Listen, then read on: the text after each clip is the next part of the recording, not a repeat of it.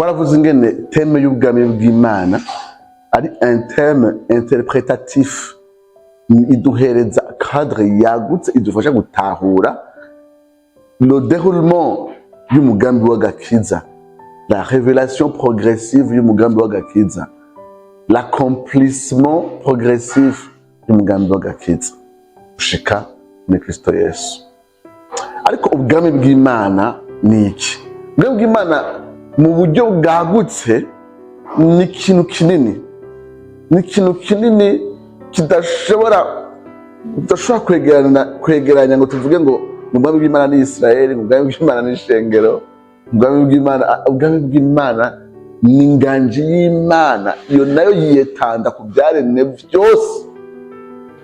Muri Daniyeli 4:35 havuga ngo Imana ikora ibyo ishaka byose, nta numwe ayibaza ngo uri gukora iki, kandi ikora ibyo ishaka byose uhereye ngo uri kuri l'armée du ciel gushika kuri tous les habitants de la terre.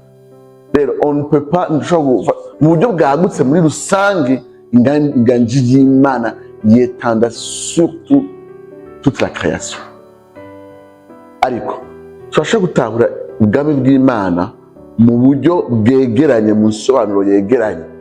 Hari umuhinga w'ijambo ry'Imana yigeze kudefinisa le royaume de Dieu, avuga ati ubwami bw'Imana ati ni ubwoko bw'Imana mu kibanza Imana yabashize gushaka mu kibanza c'Imana, bari munsi y'inganje y'Imana. Ubwami bw'Imana ni ubwoko bw'Imana mu kibanza c'Imana, munsi y'inganje y'Imana. Umuntu ashobora kwegeranya gatonya akavuga ko umuhamagaro wa Israeli kwari ugucika un peuple de Dieu iri mu kibanza c'Imana cagiye gucisezeranya basezeranira, hanyuma bakaba munsi y'inganje y'Imana yagaragarira mu kumvira ivyagezwe bahaye ngo babe les sujets du royaume. Rero ushobora ubwami bw'Imana nubwo ari inganji yayo yetanda ku isi yose ku byaremwe byose, kuko ni Imana mu bushobozi bwayo, mu bwenge bwayo, mu nkomezi zayo bidaharurika bidasarangurika, ikora ico ishatse kandi byose ibitumbereza mu bishitsi ico ishatse kandi yagenye kuva kera hose. Ariko turashobora gukoresha ubwami bw'Imana turavuga ingene inganji yayo yiserurira mu buryo bw'umwihariko hagati y'ubwoko bw'isezerano, hagati y'ubwoko bw'isezerano. Ubwami bw'Imana igihe inganji yayo iri kwiserura mu buryo bw'umwihariko au travers le peuple de l'alliance. Ngira murabona ko twagarukanye ca kintu c'isezerano n'ubwami bw'Imana. Abisirayeli bategezwa kuba ubwo bwoko bw'Imana par lequel Dieu manifeste son royaume. Bega uwo muhamagaro barawujuje. Turabona yuko ubwa mbere na mbere kugira ngo buzuze uwo muhamagaro bategezwa kugira indongozi, ariko izo ndongozi zategezwa kubaho nk'ibishushanyo canke nk'igitutu ca Kristo wa wundi twasomye kuva kera. Mwibuke Abikorintho ba mbere 15 umurongo wa 23 gushika kuri 28 ni mirongo yacu ikomeye ituka ko Imana yagenye ko kuva kera hose Kristo ari wazonesha abansi bose umugambi w'Imana, akanesha ububasha bwose n'ingomezi zose, maze ngo agasubiza se ubwami. Nandi majambo, izindi ndongozi zose dusoma mu isezerano rya kera vyari nk'ibitutu vy'indongozi imwe y'isezerano, ikongera kandi akaba umukozi umugwanyi agwanira icubahiro c'Imana cahonyanzwe mw'itongo rya Edeni, maze akagwana kugira ngo gisubire kandi kuba restauré, maze abahagarariji bose canke abaroberi bose akabanesha, agakabatururuza, maze agasubiza ibintu mu buryo bw'icubahiro ca se.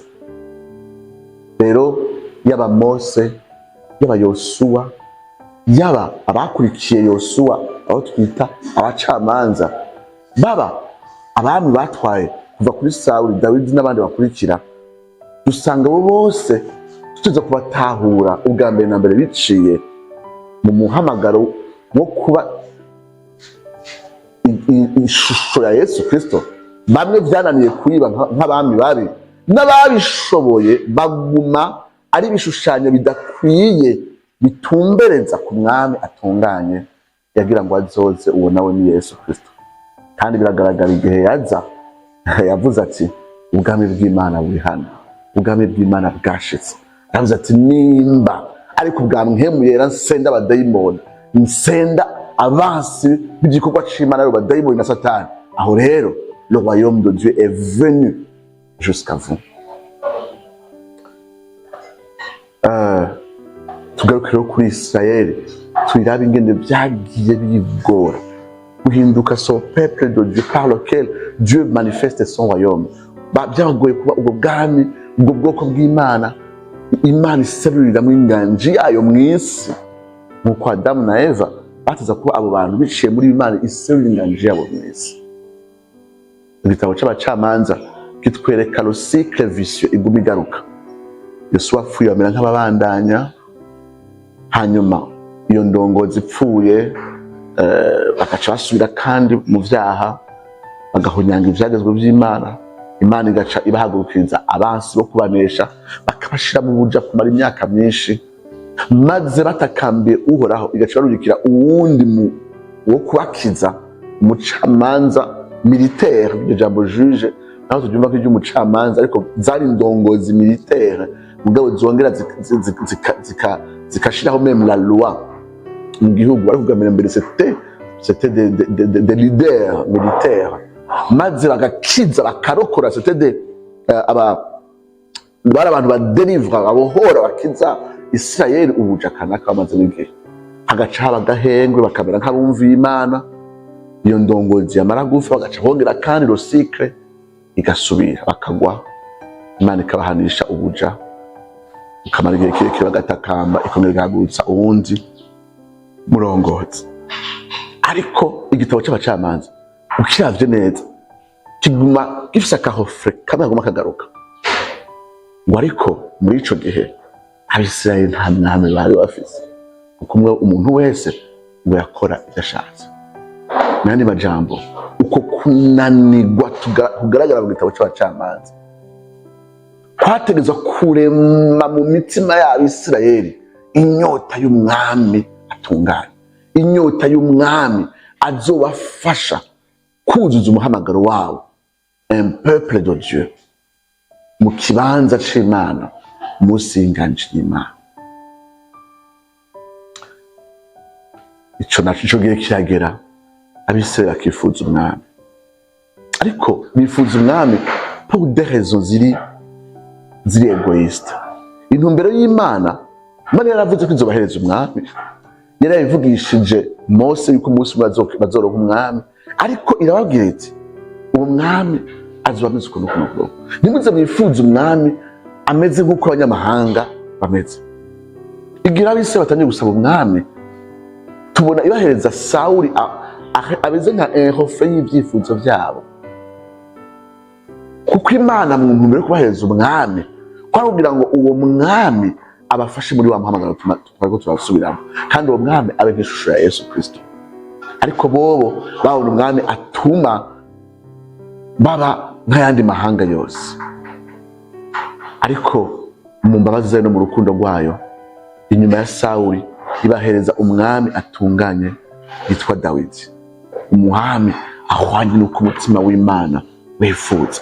Uwo nawe muri Samweli wa kabiri igice c'indwi isezerana nawe isezerano ridasanzwe, imusezerano yuko izomuhereza ubwami bw'intahava, isezerano yuko biciye mu ruvyaro rwiwe specifiquement ariho Kristo azoza nk'umunago w'igishitsi ca Dawidi, azoza nk'umwana wa Dawidi, maze aketablisha le royaume éternel de paix et de justice et de droiture. Muri Samweli wa kabiri igice c'indwi, ku buryo abami bose bahakurikiye Dawidi Imana ibavuga, iyo bagororotse yavuga ati yagendeye mu nzira nk'iza Dawidi. Iyo baguye canke bari mu vyaha yavuga ngo yagendeye mu nzira nk'iza sekuruza Dawidi. Dawidi ahinduka une référence y'abami beza canke abami babi. Ariko inkuru turayizi ingene irangira, uruvyaro rwa Dawidi ntirubandanya mu nzira nk'iza Dawidi yarameze nk'ishusho ya Yesu Kristo, ku buryo inkuru y'Abisirayeli n'umuhamagaro wabo wo guhinduka un peuple de Dieu par lequel Dieu manifeste son alliance mw'isi. Iyi nkuru y'Abisirayeli ihera nk'iy'abavyeyi bacu mw'itongo rya Edeni, ihera nabi. Muri bukingere inkuru y'abavyeyi bacu yaheze mw'itongo rya Edeni, inkuru y'abavyeyi bacu mw'itongo rya Edeni ihera birukanywe, ihera bakuwe muri ca kibanza Imana yari yarabageneye kubamwo. Niko n'Abisirayeli inkuru yabo irangira nk'iy'abavyeyi bacu mw'itongo rya Edeni, iza kurangira birukanywe mu kibanza Imana yabashizemwo, Yerusalemu. Ihera urusengero rusanganguwe, ihera birukanywe loin de sa présence mw'itongo rya Edeni, ko birukanywe kure y'ubwiza bw'Imana, ngo n'umumarayika ashirwaho wo kurinda kugira ngo ntibaze bigire binjira. Ariko Abisirayeli naho bari babizi bagendera muri izo nzira nyene, nabo nyene birukanwa loin y'ikibanza cari comme le symbole de sa présence, le temple. Nk'uko bari barigabuye inyuma y'urupfu rw'umwami Salomo, le royaume du nord igizwe n'imiryango 10 iza gutwarwa n'Abashuri nk'inyagano mwaka 721-722. Hanyuma le royaume du sud igizwe n'umuryango wa Yuda na Benyamini nabo batwarwa n'inyagano n'Abakarudayo mu myaka 587 imbere ya Yesu Kristo. Iyi nkuru irangira le peuple Imana yahamagaye kugira ngo bahinduke umuringoti w'ubwami bwayo mw'isi, birukanye nk'uko abavyeyi bacu birukanye mw'itongo rya Edeni. Ikibazo, mbega bizohera uko nyene? Mbega za nzira z'Imana zidatangirwa? Mbega kwa kuganza kw'Imana ikora ivyo ishatse mw'ijuru no mw'isi, mu bantu bari kw'isi canke mu ngabo zayo mw'ijuru? Mbega vyo tubifate gute? Ko Imana yananiwe? Mu bitabo byo bavugishwa tubona ko Imana yaguma iduhereza icyo twita la théologie de l'espérance. Turabona Imana iburira Abisirayeli kugira ashikatse ku rubanza rwayo, ikaca ivuga ingene bazohanwa. Mugabo bwa gatatu igaca ivuga yuko izotanga ivyizigiro vy'inagurwa. Ivyo vyizigiro vy'inagurwa mugabo vyaba bishingiye muri Mesiya yasezeranye ko azoza. Yesaya aramuvuga ati duhawe umwana w'umuhungu, ku mwana tuvukiye, ubutware buzoba bitugu vyiwe. Ezekieli, Yeremiya, Amosi, Zekariya n'abandi batandukanye baramuvuga, bariko baravuga ingene Imana izoza gusubiza ibintu mu buryo, naho Abisirayeli bananiwe nk'uko Adamu na Eva bananiwe. Mugabo hari ikintu kimwe Imana ariko irarondera, nuko yizigamira uruvyaro rwejejwe amasigarira makenya muri iryo hanga etnike ry'Abisirayeli, ingene iguma yisigariza amasigarira, ko biciye muri ayo masigarira. Niyo mpamvu Yesu yitwa ngo ni umunago wo ku gishitsi. Igishitsi n'igiti caguye kigahera, ariko muri kujya kugwa kwayo hagacatagura kunaga kandi gati kanagiye ku mareste ya kirya giti. Niko Yesu aza Abisirayeli batameze neza, politiki bari munsi y'ubuja, spirituel bari hasi gose cyane, ariko hari amasigarira make y'Abisirayeli nka Simeyoni, na Ana, Yosefu, Maria. Tubona Kristo aza akavukira amasigarira make y'Abisirayeli kugira ngo ashitse umugambi w'Imana. Kandi wewe nka Adamu wa kabiri, wewe murabizi ko Isirayeli yari nk'umwana w'imfura w'Imana mu bisabye umusezo ya kera. Yesu aza nk'umwana w'Imana, ariko wewe aho Isirayeli yananiwe, wewe azonesha. Aho Adamu wa mbere yananiwe, Adamu wa kabiri azonesha.